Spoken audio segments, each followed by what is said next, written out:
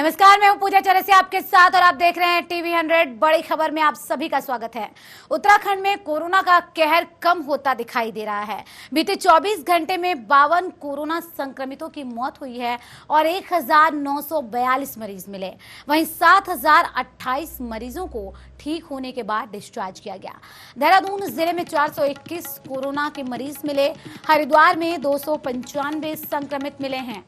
वहीं उत्तराखंड में कोरोना की दूसरी लहर में कोरोना का तांडव तो कम हो गया, लेकिन दूसरी लहर में अभी भी पुलिस प्रशासन के सामने कई चुनौतियां हैं। उत्तराखंड में 1 जून तक कोरोना कर्फ्यू है। पुलिस प्रशासन के सामने इस दौरान बड़ी चुनौती ये भी है कि किस तरह से लोग कोरोना कर्फ्यू का पालन कर रहे हैं।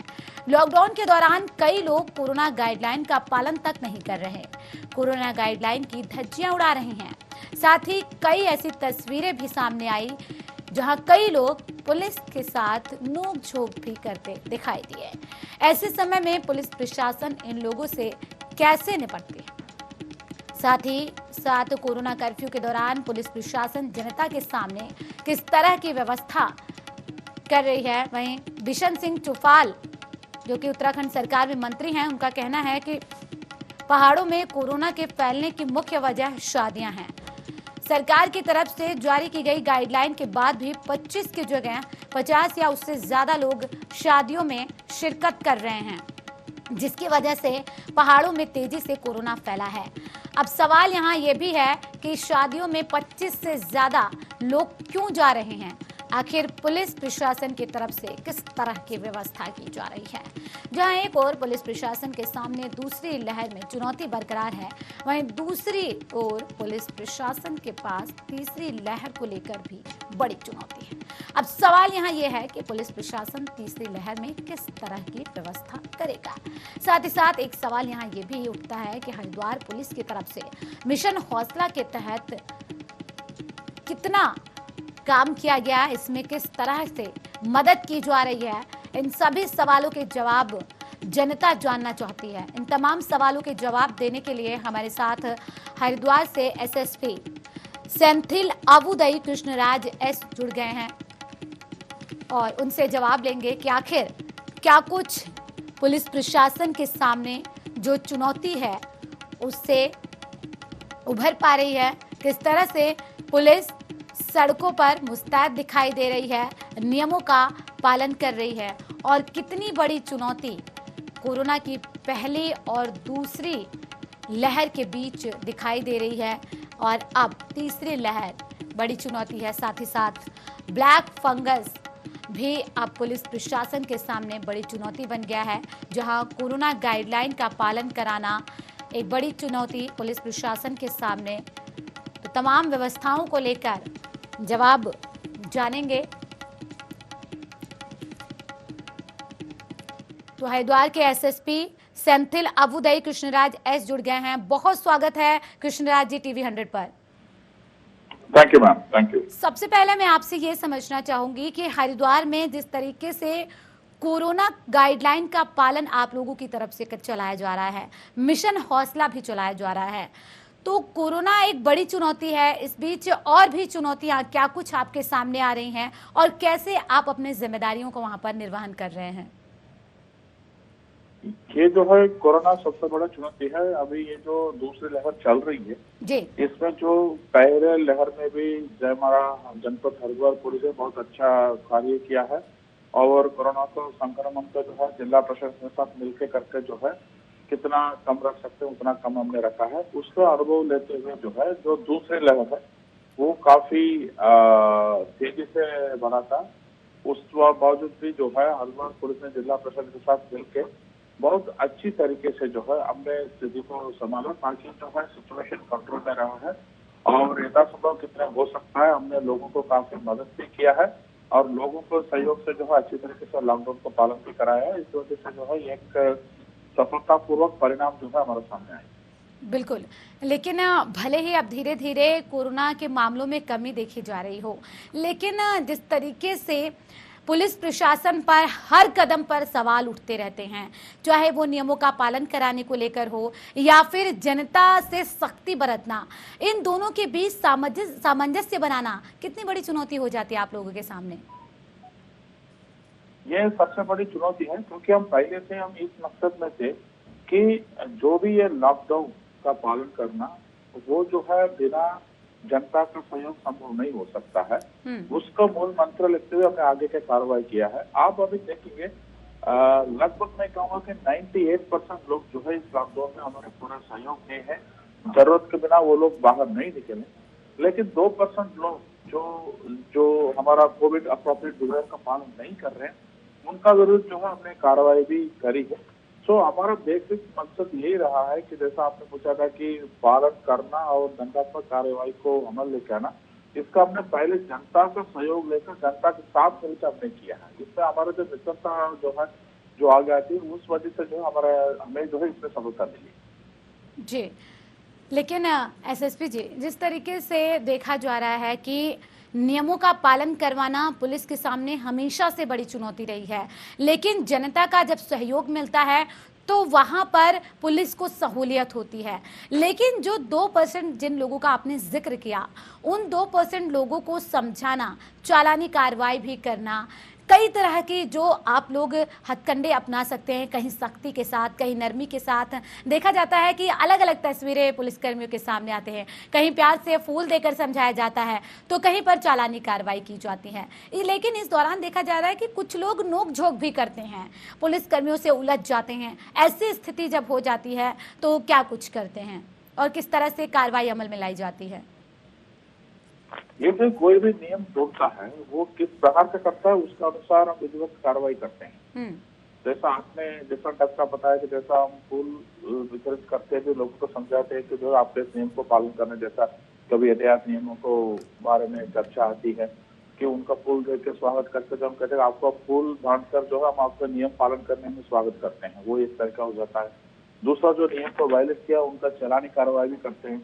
जो पुलिस के साथ जब एक पब्लिक सर्वेंट अपना ड्यूटी डिस्चार्ज करते वक्त जो है कोई अवजरवा करता है, उनको विरुद्ध तो जो है जो आईपीसी से जो भी संबंधित धारा है उसमें जो है हम मुकदमा कायम करके कार्रवाई करते हैं। जी देखिए, कोविड काल में अगर उत्तराखंड की बात की जाए तो सबसे ज्यादा जो चर्चा का विषय रहा वो रहा कुंभ मेला। कुंभ मेले के दौरान कहां पर किस तरीके से चूक हो गई, जिसकी वजह से हर कोई उत्तराखंड में कोरोना के जो मामले बढ़े उसके लिए कहीं ना कहीं जो कुंभ मेले का आयोजन किया गया था उसको जिम्मेदार ठहराने लगा। नहीं, इस पे जो है जो कुंभ का भी आप देखेंगे, इस बार जो है हमारा सरकार जो है नॉर्मली कुंभ का नोटिफिकेशन 1 जनवरी से 30 अप्रैल तक होता है। इस बार कोविड का मद्देनजर रखते हुए जो है सरकारी नोटिफिकेशन जो है 1 अप्रैल से लेके 30 अप्रैल तक था।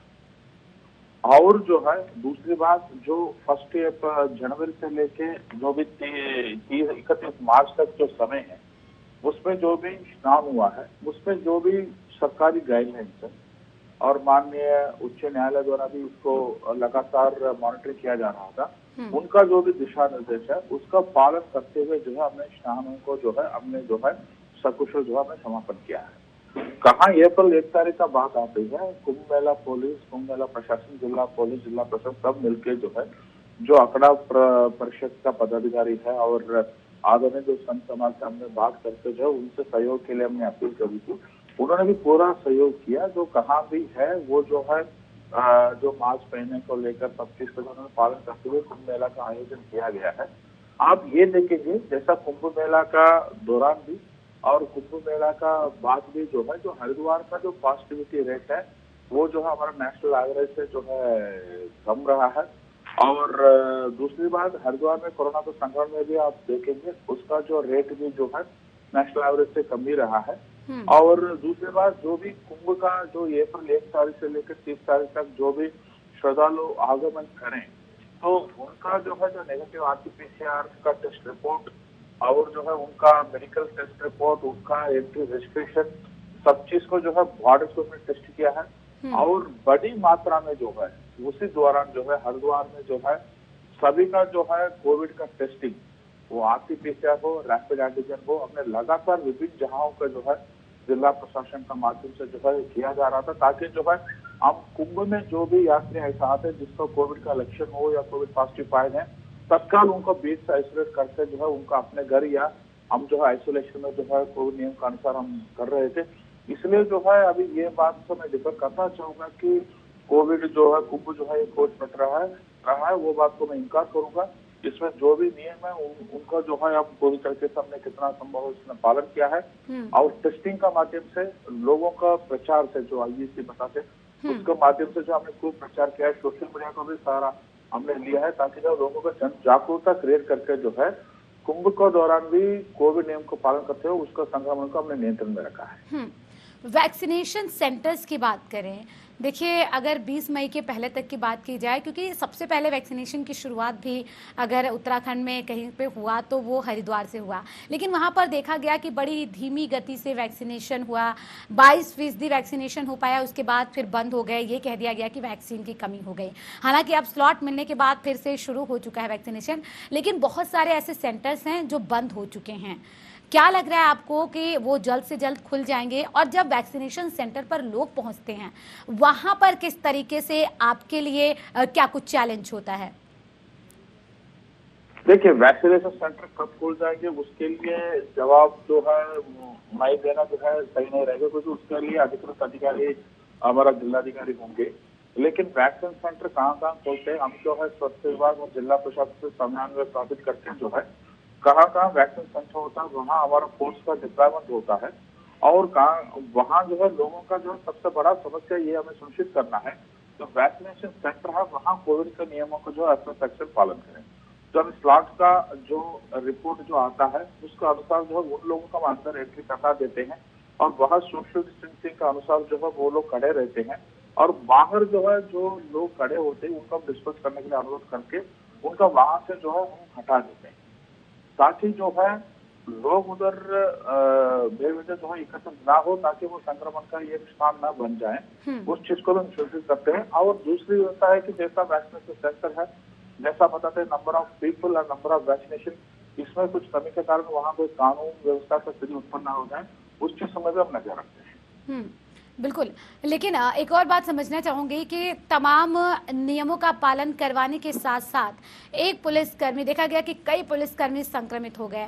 ऐसे में कई जगहों पर देखा गया कि कई पुलिसकर्मी ऐसे थे जिन्हें अस्पताल से छुट्टी मिलने के बाद घर में कहा गया कि वो रेस्ट करें, लेकिन वो तुरंत जो है फ्रंट मोर्चे पर आए और अपनी जिम्मेदारी का निर्वहन करते हुए नियमों का पालन करवाने में जुट गए। लेकिन अभी भी कुछ लोग ऐसे हैं जिनमें जागरूकता की कमी देखी जा रही है, तो जागरूकता फैलाने के लिए क्या कुछ पहल आप लोगों की तरफ से की जा रही है? जागरूकता फैलाने के लिए हम बेसिक चीजों से लेकर सोशल मीडिया तक सारा हम लेते हैं। जैसा हमारा जो भी थाने अध्यक्ष है और क्षेत्र अधिकारी है, इनको हमने दिशा निर्देश दे रखा है, कहाँ भी आप जाते हैं माइक से जो है लगातार अनाउंस करें। अभी कोविड के लिए एक मूल मंत्र 3 शब्दों में कह सकते हैं, एक सैनिटाइजेशन, मास्क और सोशल डिस्टेंसिंग। तो जब भी हम बाहर जाते हैं हमें मास्क पहनने की जरूरत है और भीड़ भाड़ इलाका में जाने का अवॉइड करना है, और कहाँ भी हम जाते हैं वहाँ एक सोशल डिस्टेंसिंग बना रखना है, ताकि संक्रमण से जो है बच सकते हैं। इसको लगातार जो है हम हमारा गाड़ी इस टाइप का चीजें से जो है हम अनाउंस करते रहते हैं। इसका अतिरिक्त जन जागरूकता के लिए पोस्टर्स कुंभ के दौरान हमने जो है लगभग 300 जो पोस्टर्स है हमने जो है जहाँ जहाँ पे हमने ये कर रखा था। इसका अतिरिक्त जो एलईडी बोर्ड्स है उसमें जो है हमने उसका सारा लेकर उस पर जो है डिस्प्ले लगातार जो है कोविड अवेयरनेस मैसेज हमने चलाया। इसका अतिरिक्त हल्की पड़ी जैसा जहाँ पे जो है हमने जो है वो बोर्ड लगा रखा है, ताकि जनता का जागरूक जो भी स्नान करने के लिए आते हैं उसको देख के जो है वो जागरूक हो जाए। इसका अतिरिक्त जो है कुछ चौकी इंचार्ज वगैरह भी कुछ इनोवेटिव टेक्निक टाइप का जो है कोरोना टाइप का एक डिस्कशन लोगों को बैठ के उसका बारे में एक संदेश जो है लोगों के बीच में देने के लिए उन्होंने पूरी प्रयास किया है। लगातार जो है हमने इस तरह की चीजों को किया है। इसका अतिरिक्त जो भी कोरोना से जंग जीतकर सकुशल वापस आ गए उनका जो मैसेज है वो भी हमने सोशल मीडिया का माध्यम से जो है हमने दे रखा है। और जो भी वैक्सीनेशन किया है, जैसा मैं भी पहले कोरोना संक्रमित रहा हूँ, जब मैं उसको जीत पाया था मैंने भी लोगों का कुछ संदेश दिया कि इससे डरना नहीं है, इसके साथ लड़ना है, हिम्मत नहीं हारना है करके। और वैक्सीनेशन का बारे में भी जो भी पुलिसकर्मी ने वैक्सीनेशन किया है उसका बारे में भी जो है हमने जागरूकता जनता के बीच में दिया है, ताकि जो है जनता जो है विश्वास के साथ जाकर वैक्सीनेशन करें, क्योंकि वैक्सीनेशन एक अच्छा उपाय है आज का तारीख में जो है इस जंग को जीतने की। बिल्कुल, लेकिन देखा जा रहा है कि लगातार आप लोग भी मैसेज दे रहे हैं, लोगों को समझा रहे हैं, लेकिन फिर भी कुछ लोग हैं कि मानने के लिए तैयार नहीं है। लेकिन ऐसे में अगर अस्पतालों की बात की जाए जहां पर मरीजों का इलाज चल रहा है, कई मरीज ऐसे होते हैं जो अस्पताल से भाग जाते हैं। कोविड की बात की जाए, ऐसे में उस कोविड पेशेंट को पकड़ना कितना बड़ा चैलेंज हो जाता है और किस तरह से आप लोगों की तरफ से काम किया जाता है? क्या कुछ टीमों का गठन होता है?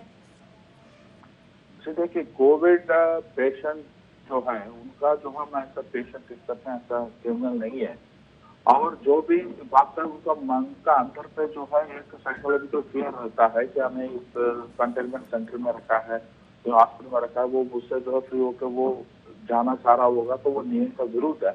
तो बेसिकली हमारा मकसद ये रहता है कि जो है उनको ट्रैक करें, उनका परिवार का अवगत कराएं और वो कहाँ भी पहुंचे उनका वहाँ आइसोलेट करके उनको ट्रीट करें जी। तो हमारा बेसिक मकसद इस चीज में ये रहता है उनको ट्रेस करने का। और इस टाइप का लोग जो करते हैं उनका विरुद्ध हमने बहुत भी कायम किया है। ये केस जो है फर्स्ट वे में बहुत ज्यादा था, क्योंकि बहुत बड़ी मात्रा में जो हमारा ऐसा कोविड केयर सेंटर और आइसोलेशन सेंटर चल रहा था, उसमें जो है हमने बहुत सारे लोगों का जो है हमने उससे बहुत भी कायम किया है। लेकिन उसका मकसद यही रहा है कि उनको समझाना है कि ये जो भी आइसोलेशन जो भी प्रक्रिया किया जा रहा है वो आपको भले के लिए किया जा रहा है, आपको स्वस्थ होने के लिए किया जा रहा है। जैसे वो मैसेज लोगों के अंदर पहुंच के लोगों का सहयोग फर्स्ट वे में रहा है, ऐसा इस सेकंड वे में आप देखेंगे जो लोग सेंटर छोड़ के भागने वाले के घटना जो है ना के बराबर है। बिल्कुल, लेकिन जब कोई मरीज अस्पताल से भाग जाता है तो सबसे पहले जो सवाल खड़े होते हैं अस्पताल प्रबंधन पर और उसके बाद पुलिस पर। पुलिस की कार्य प्रणाली पर तब तक सवाल उठते रहते हैं जब तक कि वो कोविड पेशेंट मिल नहीं जाता। ऐसे में पुलिस के सामने एक तरफ उस कोरोना पेशेंट को पकड़ना चुनौती होती है और दूसरी तरफ उस सवालों के जवाब देना। तो देखिए, ये कोविड काल में पुलिस के सामने जो है अनेक प्रकार का चुनौतियां हो जाता है। एक तरफ से हमें लॉकडाउन का इम्प्लीमेंट करना एक बहुत बड़ा चुनौतियां हो जाता है, दूसरी तरफ से हमें कानून व्यवस्था भी मेंटेन करना है और लॉ एंड ऑर्डर को भी हमें मेंटेन करना है। तो सब चीजों को पुलिस थाना ऐसा एक चीज है कि तो 24 वो एक बार खुल गया तो 24 घंटे कार्यरत रहता है। इसलिए जो एक बार ये बात याद है कि सुरक्षा व्यवस्था की कमी की वजह से जो है ये पेशेंट जो है हॉस्पिटल से निकल गया करके, लेकिन हम यथासंभव कितना हो सकता है वहाँ सभी हॉस्पिटल में हमारे डीजीपी महोदय का भी आदेश है कि जो इम्पोर्टेंट हॉस्पिटल है उसका ड्यूटी तैनात करने जाने के लिए वहाँ हम ड्यूटी तैनात भी करके रखते हैं। और उसके बावजूद से ऐसा घटना हो सकती तो हम अभी तक जो है सफल रहे, जो भी ऐसा कोरोना सेंटर से जो है निकल के चले गए थे उनका पता करके उनका जो है वहाँ भी इलाज करने का हम सफल रहे। तो ऐसा कोई केस नहीं जिसको हम अभी तक ट्रैक नहीं कर पाए, क्योंकि जो भी हॉस्पिटल का उनका बारे में डिटेल्स होता है उस टाइप का चीजों में जो है आधार पर जो है हम उनको पता करके उनका आगे की कार्रवाई में हमने किया है। बिल्कुल अबुदई जी, एक और सबसे बड़ी बात जब बॉर्डर एरिया की बात आ जाती है, भगवानपुर की बात कर ले जाए, नारसन की बात कर ले जाए और श्यामपुर की, जो कि यूपी के बॉर्डर्स है। अब ऐसे में देखा जाए कि पुलिस के लिए बहुत बड़ी चुनौती हो जाती है, क्योंकि यहाँ पर राज्य की दूसरे राज्य की बात आ जाती है। तो वहाँ पर आप लोग किस तरीके से सहयोग करते हैं दूसरे स्टेट की पुलिस की? अगर मान लीजिए कोई पेशेंट उत्तर प्रदेश से भागकर उत्तराखंड आ जाता है या उत्तराखंड से भागकर जो है उत्तर प्रदेश चला जाता है, ऐसे में किस तरह से सामंजस्य आप लोगों की तरफ से बनाया जाता है दोनों पुलिस कर्मियों के बीच में, और क्या कुछ नियमों का पालन करना होता है? हमारा बॉर्डर जिलों के साथ बहुत अच्छा सामन्वय जो हमने स्थापित कर रखा है, क्योंकि हरिद्वार जो है 3 जिले के साथ बॉर्डर होता है। एक हमारा बिजनौर हो गया, एक मुजफ्फरनगर और सहारनपुर के साथ हमारा 3 जिले के साथ हमारा बॉर्डर है। हरिद्वार में विभिन्न मेला विभिन्न आयोजन होते रहता था। लगातार जो है बॉर्डर जिले के जो एसएसपी और डीएम के साथ हम संपर्क में रहते हैं। तो तब जो है हमें दोनों के बीच में जो है एसएसपी केवल एसएसपी लेवल पे नहीं है, नीचे लेवल तक चौकी इंचार्ज लेवल तक अच्छा सा सामान्य स्थापित करके हम कार्रवाई करते हैं। कहाँ का हमारा टीम का हम चेकिंग करते हैं, हम जो नियम है उनको बता भी देते हैं कि इस टाइप का नियम का पालन करने का, वो लोग भी हमें सहयोग करते हैं। ऐसा कोई अभी तक ऐसा सिचुएशन नहीं आया है कि हम ये जो मरीज हॉस्पिटल से भागे उनको वहां जाके लेके आने का ऐसा कोई सूचना नहीं है, अभी तक वो नहीं आया है। हम ये करते हैं कि वहाँ ट्रैक कर लेते हैं, ट्रैक करने के बाद संबंधित जिला एडमिनिस्ट्रेशन को और यही परिस्थिति जब कालाबाजारी को लेकर हो जाती है, तब किस तरह से सहयोग मिलता है दोनों राज्यों की तरफ से, खास करके पुलिस कर्मियों का? सिर्फ कालाबाजारी में, जैसा अभी जिला हरिद्वार में जो हमने 4 मुकदमा हमने लिखा है, उसमें एक पर्ची रेमडेसिविर का भी हमने जो है मुकदमा कायम किया है। उसमें भी हमने विभिन्न राज्य से, जैसा हरियाणा वगैरह में जो हमने छापामारी की कार्रवाई करी, उसमें भी जो हमें पूरा सहयोग मिला है। तो कालाबाजारी और कोई भी चीज जो हमारा मानविकता का खिलाफ का कार्य है, उसमें जो भी जिला है वो पूरा सा पूरा सहयोग जो है हमें देते हैं। बिल्कुल, और ये बहुत ज़्यादा ज़रूरी भी है। लेकिन अगर तीसरी लहर की बात की जाए, क्योंकि बार बार चेतावनी दी जा रही है कि बच्चों में संक्रमण फैलेगा, अब ऐसे में पुलिस प्रशासन क्या कुछ तैयारी कर रहा है इस तीसरी लहर से निपटने के लिए? क्योंकि सरकार अपनी तैयारी कर रही है, लेकिन प्रशासन कितना तैयार है ये बहुत ज़्यादा ज़रूरी है। क्या अभी बहुत ज़्यादा पुलिसकर्मियों की ज़रूरत है? क्योंकि देखिए, कुंभ के दौरान भी बहुत ज़्यादा संख्या में पुलिसकर्मी संक्रमित हो गए, जिनमें बहुत सारे लोग ठीक भी हो गए। देखिए, ये तीसरी लहर है, अभी हम दूसरे लहर को सामने कर रहे हैं। अभी भी आप देखे होंगे, तब से ये लॉकडाउन लगी, तब से जो है ये जो ग्राफ का गिरावट जो है शुरू हो गया है। और कोरोना का ये जो चीज है, अभी वैक्सीनेशन का ड्राइव भी बहुत अच्छी स्तर से चल रहा है। अब उम्मीद है कि जल्दी से जल्दी जो है वैक्सीनेटेड पॉपुलेशन का जो संख्या है बढ़ते जाएगा। वो एज अ हर्ड इम्यूनिटी हमारे बीच में रह के वो कोरोना को रोकने का कार्य करेंगे। और पुलिस के लिए ये फर्स्ट लहर हो, सेकंड लहर हो या तीसरी लहर हो, हमारा मूल मंत्र तो ये 3 चीजें ये समझता है, जो सैनिटाइजेशन, मास्क और सोशल डिस्टेंसिंग। और लगातार जो है लोगों का हम ये भी कहना चाहेंगे, जैसा मान लीजिए अभी दूसरी लहर से जो हम जंग जीतकर बाहर आ जाते हैं, उसका बावजूद भी इस जो नियम हम पालन करें उसका लगातार पालन करते रहना चाहिए, क्योंकि हम इसको तीसरी लहर आने तक हमें इंतजार नहीं करना चाहिए।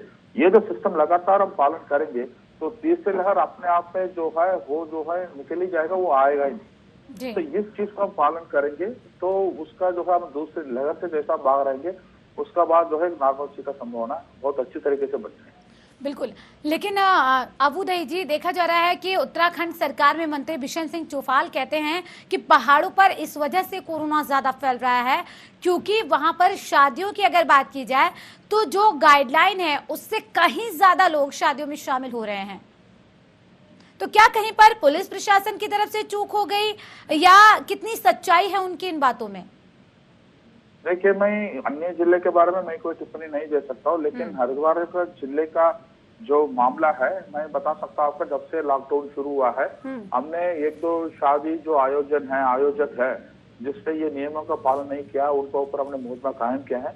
इसका बाद हमने स्वयं जो है डिफरेंट ड्रेसेस में ऐसा पुलिस ऑफिसर नहीं, हमने ऐसा नॉर्मल राउंड्स में जाते हैं वे डिफरेंट व्हीकल्स में, तब हम शादी वगैरह जो समारोह हम देखते हैं तो लोग बहुत कम संख्या में नियम को पालन करते हुए उपलब्ध थे। तो हरिद्वार के बारे में विश्वास से कह सकता हूँ, ये जहाँ शादी का समारोह जो भी है उसमें जो नियम है वो अक्सर पालन किया जा रहा है। बहुत सारे चीजें, 50 लोगों का या 25 लोगों का जो सीमित है उसका अंदर ही लोग मौजूद थे, इसलिए जो आप अभी भी देखेंगे हरिद्वार का जो ग्राफ का गिरावट है वो काफी अच्छे स्तर से है। बिल्कुल, लेकिन अबुदई जी, देखिए, देखा जा रहा है कि तीसरी लहर की चुनौती के साथ साथ इससे पहले ही ब्लैक फंगस एक नई महामारी बहुत बड़ी चुनौती बन गई है। उससे निपटने के लिए क्या कुछ कर रहे हैं आप लोग, या आप लोग की तरफ से क्या कुछ किया जा रहा है? क्योंकि इससे पहले मिशन हौसला चलाया जा रहा था। मिशन हौसला जो है हमारा डीजीपी महोदय के आदेश के अनुसार एक अच्छा सा ये मिशन है जिसमें जो है ये लॉकडाउन जो इम्प्लीमेंट हुआ है और कोरोना बहुत दूसरी लहर में बहुत तेजी से बढ़ रहा था, तो पुलिस जो है लोगों को मदद करने के लिए मिशन मोड पे हमारा सारे जिले पुलिस का हमारे डीजीपी महोदय के आदेश के अनुसार जो है हमने उसमें उतरे, उसमें विभिन्न तरह की सेवाएं जो है हम जो है लोगों को दिए थे। इसको मिशन हौसला अभी जो चल रहा है, क्योंकि मैं ये करूँगा हर वक्त जो है फर्स्ट लहर में भी हमने पुलिस ने काफी सारी चीजें जो है लोगों के लिए किया था। लोगों ने भी एक डिफरेंट एक परिणाम जो है पुलिस को देखने के लिए लोगों को मिला है, लोगों ने काफी अप्रिशिएट भी किया है। लेकिन इस बार लहर का संक्रमण का जो तेजी को देखते हुए हमने जो एक मिशन मोड पे ये कार्य किया है। इसमें जो है ड्राई रेशन हो या किसी का खाने का जरूरत हो मेडिसिन हो जी। या ऑक्सीजन सिलेंडर्स हो बिल्कुल। या एम्बुलेंस की जरूरत हो या हॉस्पिटल का बेड्स हो, जो भी चीज जो है पब्लिक का जरूरत पड़ती है, हमारे कंट्रोल रूम में या हमारे स्थानीय अध्यक्ष हमारे क्षेत्र में को ये करते हैं, तो तत्काल रूप से हमने जो है उनको उपलब्ध कराए। इसमें मैं एक आंकड़ा जो है हम आपको दे सकता हूँ। जी। जो ऑक्सीजन दिलाने में सहायता जो है लगभग 400 लोगों को हमने दिया है। ये जो पाँच 27 दिन में जो है कितने, और हॉस्पिटल में 136 लोगों को हमने बेड दिलाने में मदद किया है। 725 लोगों को हमने दवाई दिलाने में ये किया है। एम्बुलेंस में 111 लोगों को हमने एम्बुलेंस किया है। यह जो है जैसा कोई लोग किसी जगह पे है, हमें इसमें एक चीज को समझना, इस मिशन का मकसद ये भी है, मान लीजिए कोई व्यक्ति रोड में है, उनका उधर सिलेंडर नहीं मिल रहा है, बिल्कुल। तो उनका हरिद्वार शहर का अंदर है तो उसको ढूंढने का अब तक उनका पास समय नहीं है, टाइम नहीं है। हमने उसका एक माध्यम बनकर जो उनको तुरंत दिलाया। ये चीज है बहुत अच्छी स्तर से हम कार्रवाई कर रहे हैं। हमारा सभी पुलिस अधिकारी कर्मचारी टीवी 100 के माध्यम से अबुदई जी, मैं चाहूंगी कि आप दर्शकों से क्या कुछ अपील करना चाहेंगे, हरिद्वार की जनता से क्या कुछ अपील करना चाहेंगे? टीवी 100 के माध्यम से हम हरिद्वार जनता को, जो लोग हैं उनको ये अपील करना चाहेंगे कि जो कोविड का नियमों को जो है अक्सर से अक्सर पालन करना चाहिए। हरिद्वार का जनपद वासी है पहले लहर में काफी अच्छा उदाहरण दिया है। मैं ये कह सकता हूँ कि हरिद्वार में जब पहले लहर हुआ था पिछले लॉकडाउन में केवल 7 केस थी हरिद्वार में, जो है वो केवल जो है इन जनताओं के सहयोग से हम उस सक्सेस को प्राप्त कर पाए। तो अभी दूसरी लहर जैसा होने के बाद जब लॉकडाउन लागू हुआ है, अभी लॉकडाउन में काफी सारे चीजों में छूट भी है, फिर भी आप देखेंगे हरिद्वार का कोविड संक्रमण का दर जो है काफी कम रहा है। ये लोगों को सहयोग से ही हो पाया। अभी हम आपका माध्यम से हम ये अनुरोध कर रहे हैं, नियमों का पालन करिए और नियमों के बारे में आप आसपास लोगों को भी बताइएगा, स्वयं पालन करिए और बिल्कुल, नियमों का पालन बहुत ज्यादा जरूरी है। बहुत शुक्रिया सेंथिल अबुदई जी, टीवी 100 को अपना समय देने के लिए। फिलहाल के लिए सिर्फ इतना ही। बने रहे टीवी 100 के साथ। नमस्कार।